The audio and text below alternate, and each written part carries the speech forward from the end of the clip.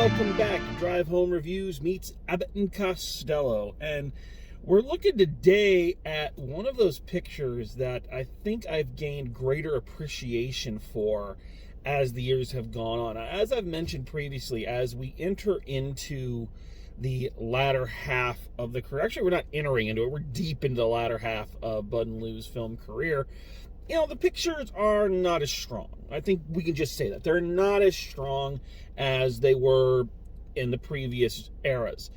But I have to admit that going back and looking at these films again through fresh eyes, I think some of them are better than I remember. You know, In the Foreign Legion is a bit better than I remember. Lost in Alaska was better than I remembered. You know, none of them, again, are as strong as their earlier, their middle periods, but they're better movies than I gave them credit for. Here, though, I think we find one that truly is a much, much stronger film than I ever gave it credit for. And I think part of that is because at the time I first watched this, when I was back in high school, I was woefully ignorant of other genres that would one day become very, very dear to me.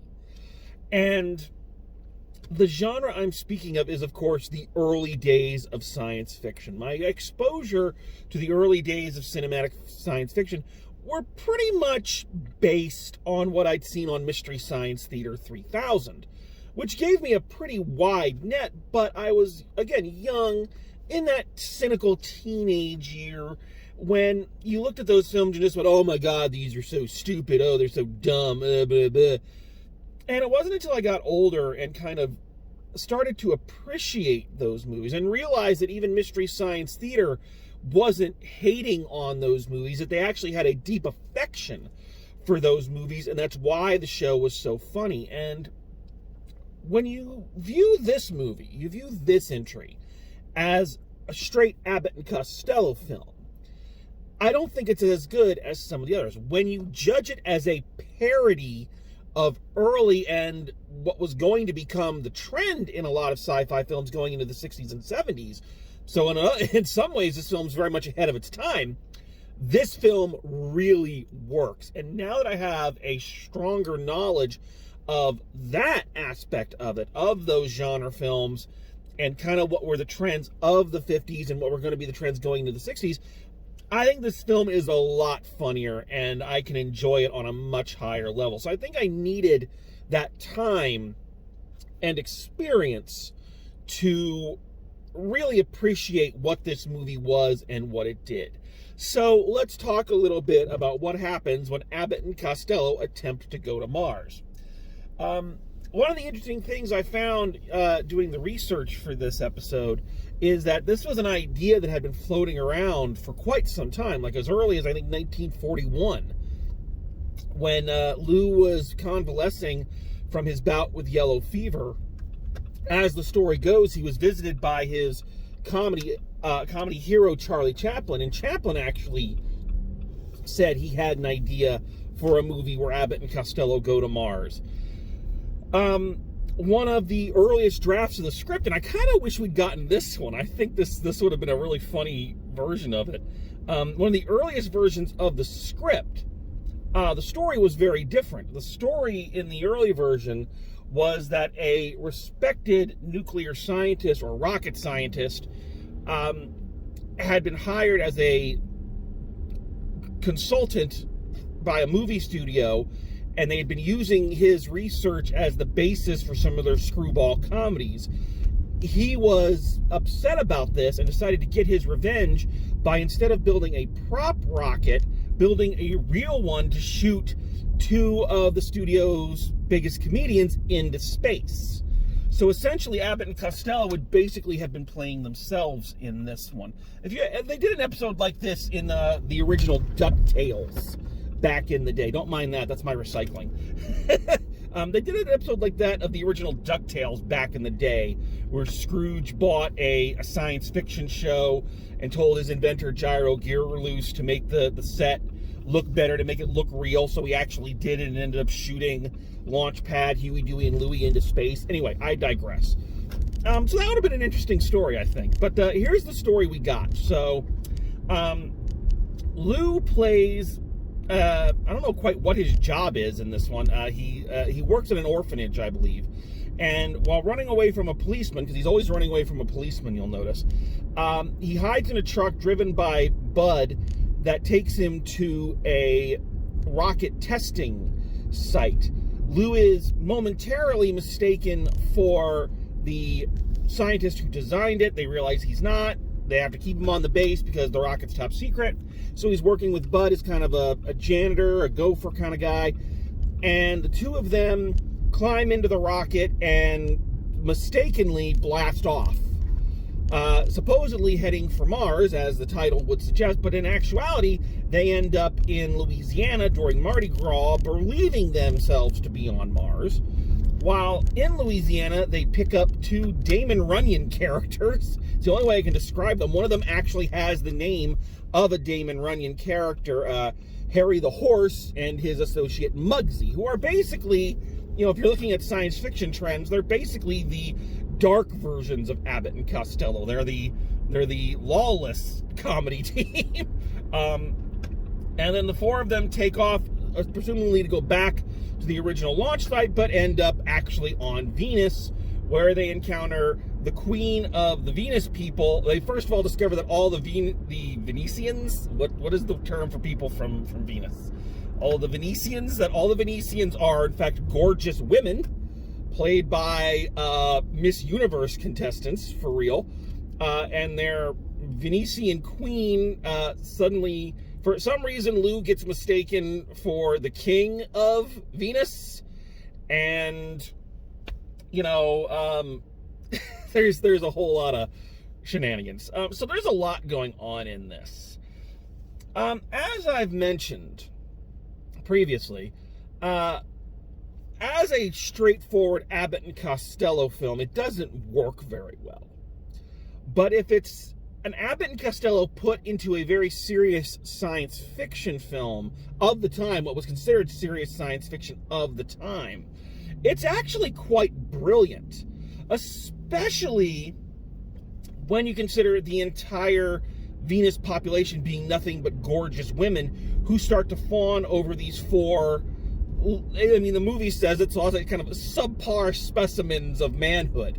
This is, in my opinion, a direct knock at science fiction at the time, which always featured these very burly, manly men, scientists, you know, guys like John Agar from, you know, Revenge of the Creature, and the Mole People, who would always go to some lost civilization and find some hottie that would just go, "Oh my God, you're such a wonderful portion of manhood. You're going to teach me how to love."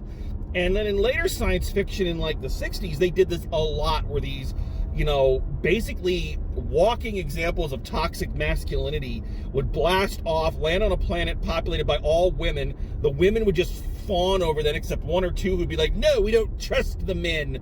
And they'd be like, "No, woman, we'll show you how all of your problems can be solved by our penises." You know, very chauvinistic. There were a couple of them made in, like I say, in the 60s and 70s that are just like, it's sexist male chauvinism on ice, basically. So with that in mind, and again, this film being a bit ahead of its time in that respect, the way they handle it with these four, again, none of them at this stage, you know, Lou and Bud are both in their 50s at this point. Horace McMahon and Jack Crusher, who are playing Muggsy and Harry the Horse, are, you know, funny guys and kind of goofy looking, but none of them are what you would consider classically handsome. You know, and these four kind of, you know, bulldog looking dudes being like the only men, and these women going, "Ah, ah, ah," and fawning over them, especially over Lou, is even funnier than it is normally, especially when you consider that that's, again, one of the tropes of early science fiction. These manly men going to this planet of beautiful women and just being like, "Yes, I'm the sexiest thing ever." So when it's doing that, I think it is incredibly, incredibly funny. There's this whole bit where the reason the Queen of the Martians, played by Mari, I'm going to mispronounce her name, Mari Brackard, I think. I'm mispronouncing her name. I do apologize, my dear. who at the age of 21 was the highest paid swimsuit model of her time. The reason she banished all the men was because they were the king of the Martian Venetians had been unfaithful to her, and she now knew every man was going to be a cheat and unfaithful. And they have these balloons that are like psychic balloons. She makes Lou hold, and she says every time you think of another woman, one of them's going to pop. So he's like, "Oh, I'm not going to be unfaithful." And of course, every time a gorgeous woman comes by, the balloon pops. Now, originally, apparently, the way it was written in the script is the balloon was supposed to engorge and then explode, and the censor said, "No, you can't do that. It can explode, but it can't get bigger." Symbolism. So yeah, and then the way they get rid of the men is the queen basically shows all the women pictures of real men, buff dudes. They're like, "This is a real man. You really want these guys?" And they're like, "No." It's like, oh. So in that aspect, it's actually a really funny send-up of that era of sci-fi, and it works really well. The problem is, for me, with this one, is it just feels like, I guess, and this could be a reference to that era of science fiction as well, it just seems like there is a lot of padding in this film. It feels like there are a lot of plot points that are introduced for very little reason, and then, ditched. The simple fact that, the title's Abbott and Costello Go to Mars. I'm not even going to complain about the fact that they actually do not go to Mars, that they go to Venus. That doesn't bother me. What gets to me is that they're only on Venus for like the last chunk of the movie. That's such a small section of the film. Now, I understand that was probably the most expensive section to film, so you want to limit it, but it feels like there's just a lot of fuffing about happening. The whole section where they land in Louisiana and mistake it for Mars is funny for a few minutes, and then it just kind of stretches on to the point of like, okay, we know that they're not supposed to be the smartest guys in the world, but you can't tell that you're still on Earth. Oh, I also got to say this, and this is not blame on Abbott and Costello. This is the time. During the time they are on Earth, or in Louisiana, it has one of the most racist things I've ever seen in a movie. My jaw just dropped. I'm not going to describe it here, because I want to kind of forget that I saw it. And one of those moments that you think, wow, the 1950s were simultaneously really long ago and not that long ago. So, however, I digress. I'm not gonna dwell on that. They go to Louisiana basically so they can pick up Harry the Horse and Muggsy. And once again, Harry the Horse and Muggsy are fun characters, and it's clear that Horace McMahon and Jack Crusher are having a great time playing it.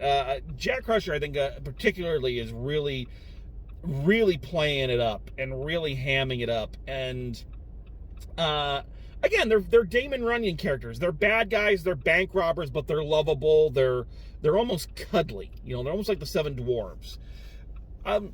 That's the whole reason they kind of end up in Louisiana. But the thing is, why did we need those two characters?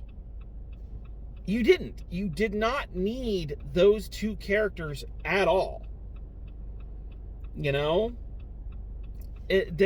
don't really add much to the plot. They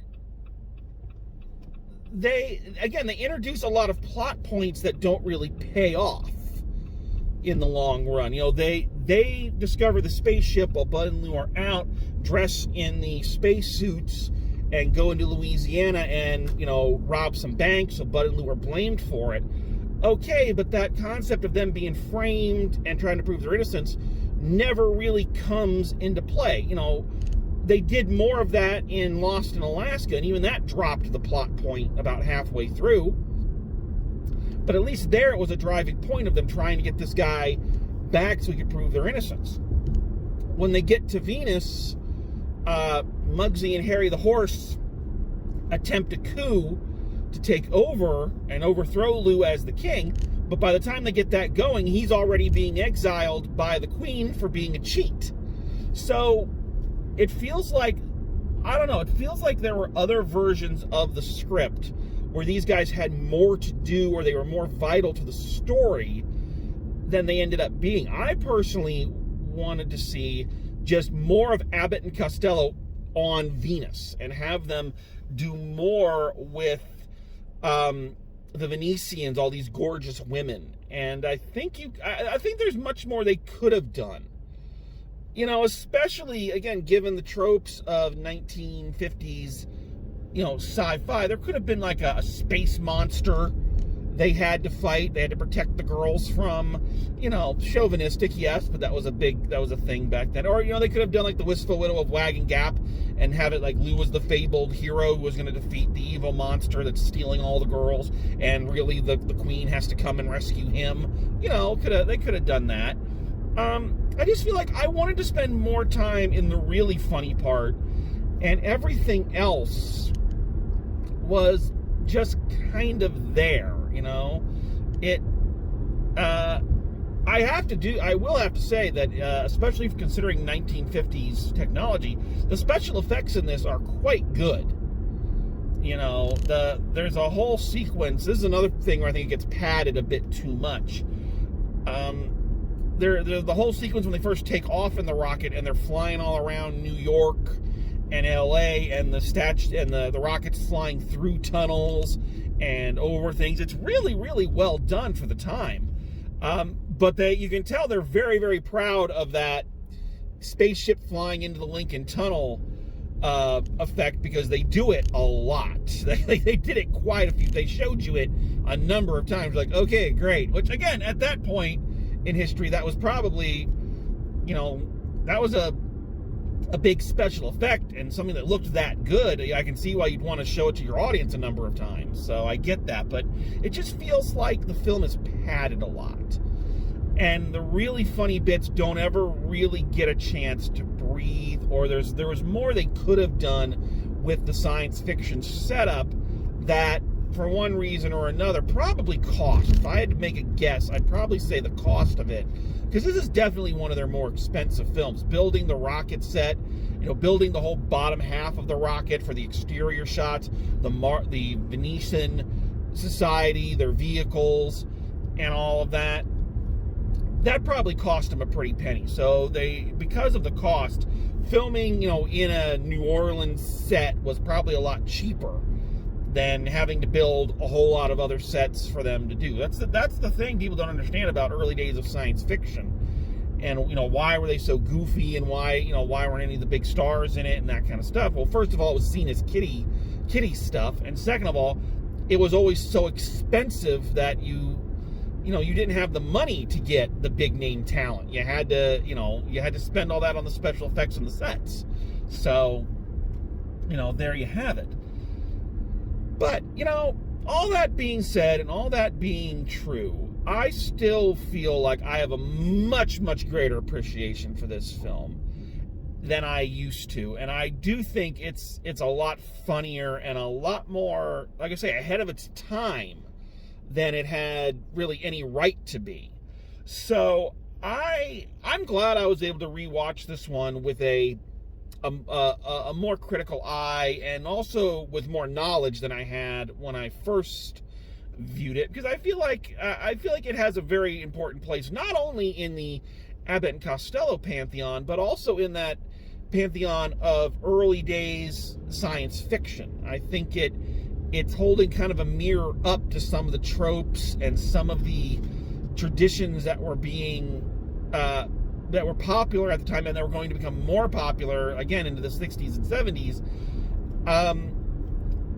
So I think it deserves to be looked at a little bit more. So I recommend going and checking this one out if you're an Abbott and Costello fan, or if you're a fan of classic science fiction like I am. So either way, this film was my bread and butter, and I just loved it. It was a lot of fun.